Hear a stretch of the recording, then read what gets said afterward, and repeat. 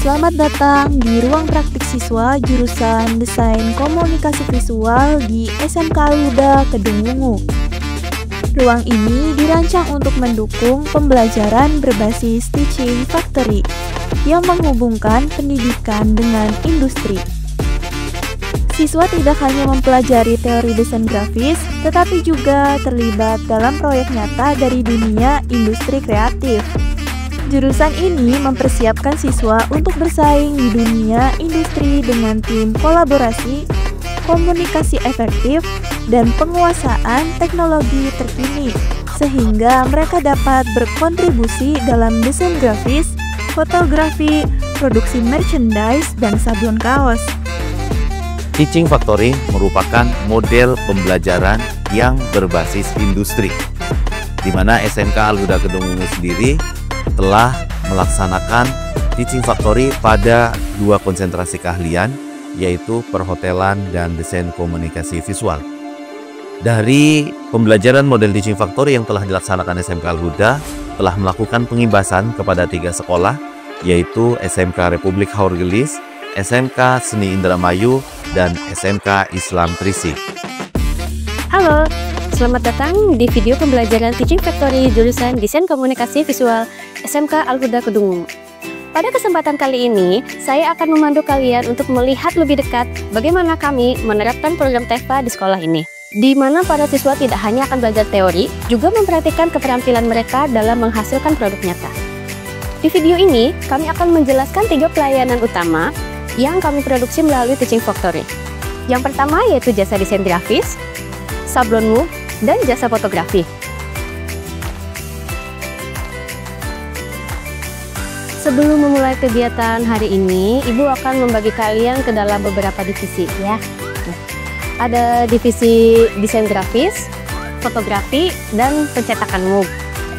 Untuk bagian desain grafis, yang pertama ada Ratu dan Delis. Ya, Ratu dan Delis ini akan menangani bagian desain brief dari klien. Nah, kemudian Henny dan Indah ya akan menerima hasil desain brief, sketsanya kemudian direalisasikan dalam bentuk desain dan akan dicetak oleh Lili. Nah, di sini jika memang sudah ada klien yang datang, kita sambut klien tersebut. Jika memang kita sudah kedatangan klien, kita bisa lanjut ke proses desain brief atau desain yang diinginkan oleh customer atau klien tersebut. Lalu kita lanjut untuk pembuatan sketsanya terlebih dahulu. Setelah sketsanya terlebih dahulu kita diskusikan lagi, sketsa juga kita buat berdasarkan dari desain brief yang diinginkan oleh customer tersebut. Lalu kita lanjut ke proses mendesain. Desain tersebut terdiri dari desain layout, desain dari mulai tipografinya atau dari mulai penulisannya, warnanya. Setelah kita proses desain dan dirasa sudah oke desainnya, lalu kita lanjut ke proses diskusi hasil desain tersebut kepada pelanggan. Pelanggan sudah mengiyakan atau sudah meng-ACC, lalu kita lanjut ke proses cetaknya. Setelah itu kita lanjut ke proses membuat MOOC custom. Nah, di sini jika memang customer tidak membawa desain atau kita langsung membuat gambar tersebut agar presisi pada MOOC.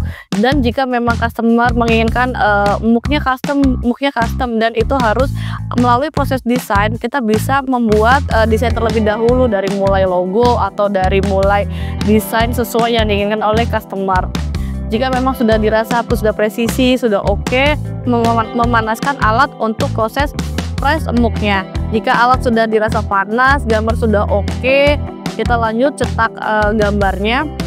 Setelah gambar dicetak, lalu kita pengaplikasian pada MOOC-nya, lalu kita melakukan proses press gambar tersebut pada MOOC. Kita lihat hasilnya terlebih dahulu, masuk ke proses quality control atau kita masuk ke proses QC, dan jika dirasa QC sudah oke, bisa kita lanjut ke proses packaging dan kita serahkan kepada customer.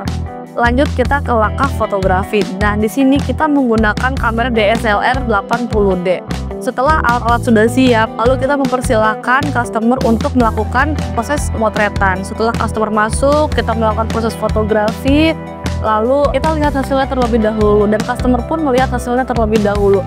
Jika memang gambarnya atau fotonya customer tidak merasa puas, kita bisa melakukan potret ulang, lalu kita masuk ke proses file transfer. Di sini file transfer itu dari si alat DSLR tersebut ditransferkan ke PC atau ke laptop. Nah, di situ kita bisa melakukan proses editing, dimulai dari editing pencahayaan atau editingnya warna gelap terangnya. Nah, jika memang sudah oke, customer sudah merasa puas dengan hasilnya, lalu kita lanjut ke proses cetak. Nah, setelah proses cetak, kita bisa langsung berikan hasil foto tersebut kepada klien. Belajar desain grafis di Teaching Factory SMK Al-Huda Kedungwungu sangat mengubah cara pandang saya. Saya tidak hanya belajar teori, tetapi juga terlibat langsung dalam proyek nyata untuk klien.